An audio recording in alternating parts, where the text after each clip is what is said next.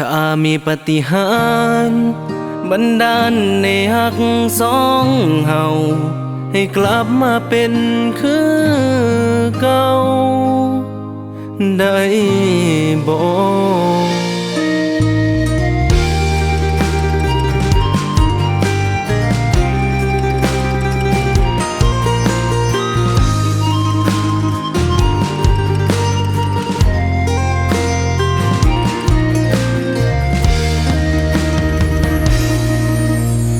อ้ายบ่คิดเลยว่า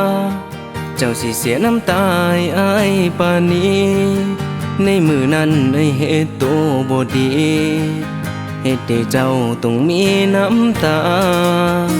ถ้าว่ามันเป็นไปได้อ้ายจะใส่ใจเจ้าหลายกว่านี้สิฮักและสิดูแลอย่างดีสิบ่เฮ็ดให้เจ้ามีน้ำตา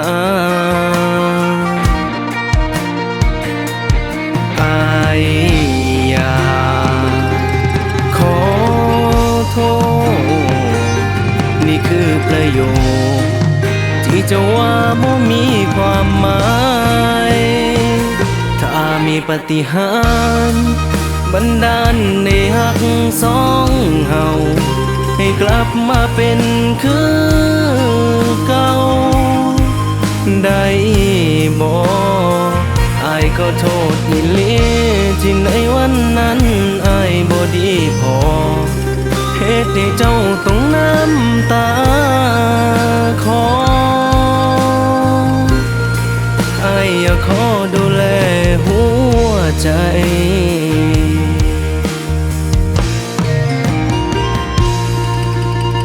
อ้ายบ่คิดเลยว่าเจ้าสิเสียน้ำตายอ้ายปานนี้ในมือนั้นได้เฮ็ดโตบ่ดีเฮ็ดให้เจ้าต้องมีน้ำตาถ้าว่ามันเป็นไปได้อ้ายจะใส่ใจเจ้าหลายกว่านี้สิฮักและสิดูแลอย่างดีสิบ่เฮ็ดให้เจ้ามีน้ำตาอ้ายอยากขอโทษนี่คือประโยคที่จะว่าบ่มีความหมายถ้ามีปาฏิหาริย์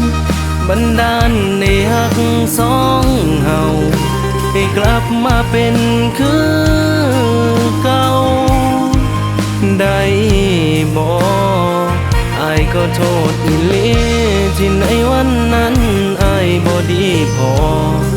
เหตุให้เจ้าต้องน้ำตาคออ้ายอยากขอดูแลหัวใจกลับมาหักมาเริ่มต้นกันใหม่สิได้